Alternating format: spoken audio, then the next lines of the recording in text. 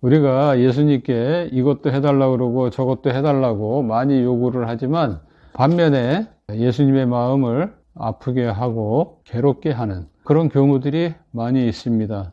오늘 본문 말씀 요한복음 11장에도 그러한 내용들이 나오는데요. 33절을 봅니다. 예수께서 그가 우는 것과 또 함께 온 유대인들이 우는 것을 보시고 심령에 비통히 여기시고 불쌍히 여기사, 거기 비통히 여기셨다라는 말씀이 나옵니다. 또 38절에도 보면 비통히 여기셨다는 말이 나옵니다. 비통히 여긴다라는 사전적 의미는 화가 나서 씩씩거리다, 화가 치밀어 분개하고 격앙된 상태다, 이렇게 말하고 있습니다. 그러니까 좋은 감정이 아니라는 걸 알 수 있죠. 굉장히 예수님이 지금 안 좋은 감정 상태를 나타낸 거죠. 비통할 때 비자가 슬플 비자의 통자는 아플 통자입니다. 마음이 심히 슬프고 아파요. 상처를 받으신 거예요. 누구한테 상처를 받았느냐? 그 32절에 보면은 마리아가 말하기를 예수님이 여기 계셨으면 내 할아버지가 죽지 아니하였겠나이다. 그 말은 무슨 의미입니까? 예수님이 여기 계시지 않았기 때문에 내 오빠가 죽었습니다. 그런 의미죠. 그러니까 예수님의 그 능력이 장소에 의해서 제한을 받는 거죠. 예수님은 장소의 구애를 받지 않습니다. 알파 오메가시잖아요. 근데 마리아는 지금 예수님을 시공간의 제약을 받는 분으로 가둬놨기 때문에 예수님은 그거에 대해서 크게 상처를 받고 경노하셨던 거죠. 왜냐하면 이 마리아는 자기의 사랑하는 자입니다. 11장 2절에 보면은 마리아는 향유를 예수님의 발에 붓고 자기 머리털로 예수님의 발을 씻길 정도로 예수님을 사랑하는 자였습니다. 근데 이러한 마리아가 예수님에 대한 잘못된 신앙 고백을 지금 하고 있습니다. 그거에 대해서 예수님은 크게 상처를 받았습니다. 예수님은 오늘날도 마찬가지예요. 예수님의 능력을 제한하면 상처를 받습니다. 슬퍼하세요. 많이 아파하세요. 그런 게 우리 눈에는 안 보이죠. 우리는 쉽게 말을 하지만 그 말 한마디가 예수님의 마음을 아프게 하고 슬프게 하고 분노하게 만듭니다. 그거를 아셔야 돼요. 우리의 그 잘못된 신앙 때문에 예수님이 그렇다고요. 그리고 예수님이 비통히 여기시고 그 다음 불쌍히 여기셨다 그랬는데 마리아가 울고 유대인들이 우니까 그들이 갑자기 불쌍하게 보이셨다라는 뜻으로 우리가 받아들일 수 있는데요. 그런 내용이 아닙니다. 자, 13장 21절에 보면 예수님께서 가룟 유다가 자신을 팔 것이라고 말씀을 하시는데요. 팔 때에 심령이 괴로웠다라고 표현하고 있습니다.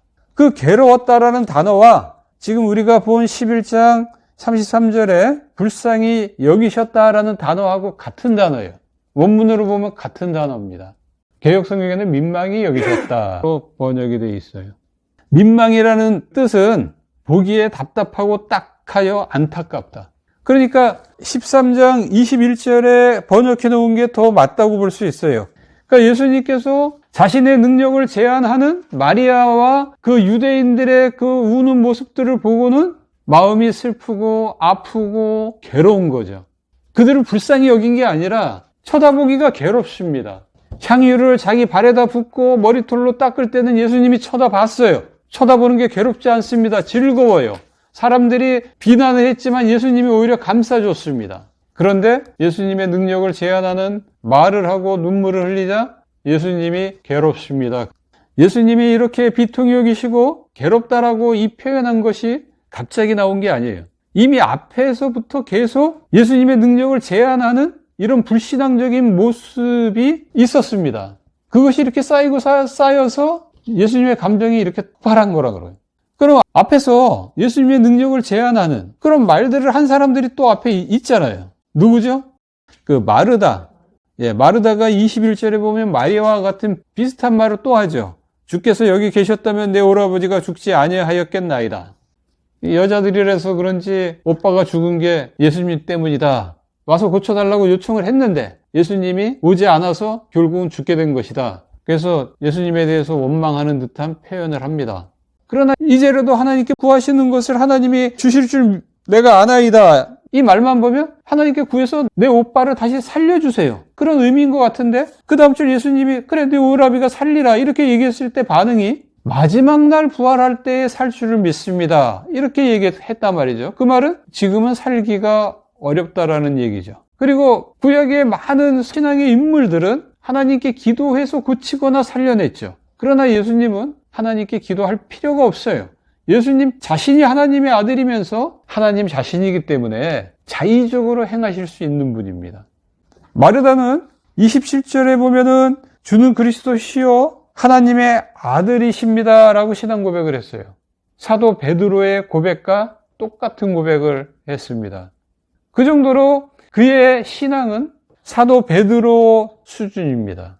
나사로는 예수님께서 친구로 생각했고, 마리아는 머리털로 예수님의 발을 씻기던 자였고, 마르다는 사도 베드로가 고백했던 그런 고백을 한 사람입니다. 그래서 예수님도 이 세 사람을 다 사랑했다고 성경에 나와요. 그런데 사랑하는 사람으로부터 받는 상처가 사실은 가장 아픕니다. 마르다로부터 예수님의 능력이 제한당하고 마리아로부터도 똑같이 제한당하는 이러한 수모를 예수님이 겪고 있는 거죠. 예수님의 감정 상태가 어떤지는 관심이 없어요. 왜? 내 오빠를 더 사랑하니까. 내 사랑하는 오빠가 죽었으니까. 예수님이 빨리 왔으면 고칠 수 있었을 텐데. 내 오빠만 눈에 보입니다. 예수님은 눈에 안 보여요. 그것에 대해서 예수님이 굉장히 속상해 하십니다. 그것에 대해서 예수님은 너무 마음이 아파요. 슬퍼요. 괴로워요. 그래서 비통히 여기고 민망하게 여기셨다라는 말이 나온 겁니다. 근데 예수님이 늦게 간 것은 이유가 여러 가지가 있었죠. 하나님의 영광을 위하고 자신이 영광을 받기 위함이고 또 제자들에게 믿음을 주기 위함이고 그 다음에 나사로를 살릴 때 그 주변 사람들이 그것을 보고 믿어서 그들도 영생을 얻게 하기 위해서 일부러 그렇게 한 건데 그런 의도를 마리아는 모르죠. 삼국지에 보면 그런 말도 나오던데 봉황의 뜻을 참새가 알리오. 우리는 다 자기 중심적으로 신앙생활을 합니다. 주님을 사랑한다고 하면서 자기 중심적으로 생활을 해요. 마르다도 그랬고 마리아도 마찬가지입니다. 자기 입장에서 예수님을 바라보니까 존경과 감사와 고마움의 대상이었던 예수님이 어느 순간 원망의 대상으로 바뀌어 있습니다. 자, 예수님이 비통히 여기고 민망히 여기신 다음에 마리아에게 묻습니다. 그를 어디 두었느냐? 마리아가 대답합니다. 와서 보시옵소서. 이 말도 예수님의 마음에 상처를 주는 거예요. 예수님 마음에 비수를 꽂는 겁니다. 35절에 보면 예수님께서 눈물을 흘리시더라 말씀 나와요. 사랑하는 나사로가 죽었기 때문에 흘리는 눈물이 아닙니다. 너무 아파요. 사랑하는 사람으로부터 와서 보시옵소서 이 말을 듣는 것 자체가. 로마의 백부장은 예수님 앞에서 그랬습니다. 말씀만 하옵소서. 말씀 한마디면 낫는다는 것을 믿습니다. 와서 고쳐주시옵소서 이런 말 안 했거든요. 자, 예수님이 어디 두었냐 이렇게 얘기했을 때 마리아도 가실 필요 없습니다. 여기서 말씀 한마디면 내 오빠가 살 줄로 믿습니다. 이런 신앙 고백을 했으면 예수님이 눈물을 흘릴 일이 없죠. 그런데 와서 보라고 했어요. 퉁명스럽죠, 좀 말이. 왜냐하면 그 마음속에 원망이 있기 때문에 그렇습니다. 늦게 온 거에 대한 원망이 있기 때문에 그래요. 와서 보십시오. 이미 다 끝났는데 지금 와서 그를 어디 두었느냐 이런 질문이 무슨 소용이 있습니까? 살아나는 것은 불가능합니다. 예수님이라도 살리는 것은 불가능합니다. 이런 의미가 그 속에 있는 거죠.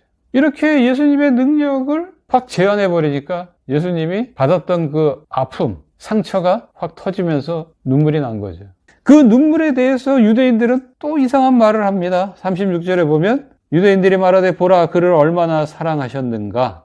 그를 사랑해서 흘린 눈물이 아니었다니까요. 그리고 37절에 보면 그중 어떤 이는 말하되 맹인의 눈을 뜨게 한 이 사람이 그 사람은 죽지 않게 할 수 없었더냐.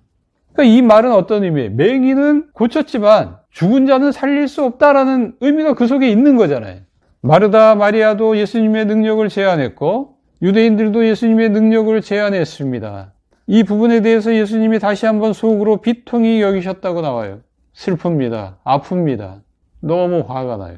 이 땅에서 얼마나 많은 이적을 행했는데 얼마나 많이 보여줬는데 나를 믿는다고 나를 사랑한다고 그렇게 표현했던 자들이 이렇게 나의 능력을 제한해버리는 이런 현실 앞에서 너무 마음이 아픕니다. 괴로워요.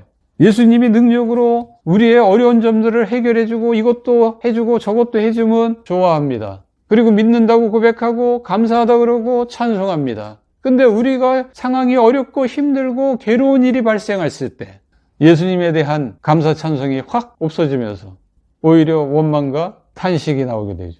그런 굴곡 있는 신앙의 모습, 업 앤 다운이 심한 그런 신앙의 모습을 보고 있노라면 예수님의 마음이 아프다는 거죠. 슬프다라는 겁니다. 괴롭다라는 거예요.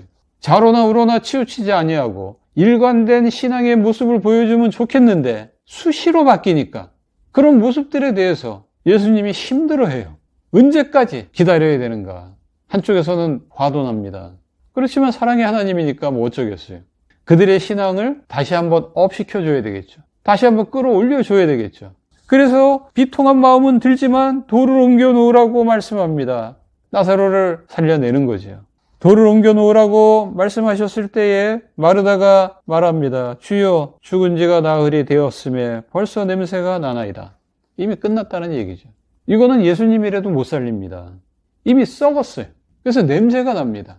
어떻게 살리실 수 있겠습니까? 예수님이 이 말을 듣고 그 격한 감정을 표현합니다. 앞에 두 가지 경우는 속으로만 격한 감정을 갖고 있었는데 마리아가 이렇게까지 얘기하니까 이제 이 격한 감정을 표현을 해요. 바깥으로.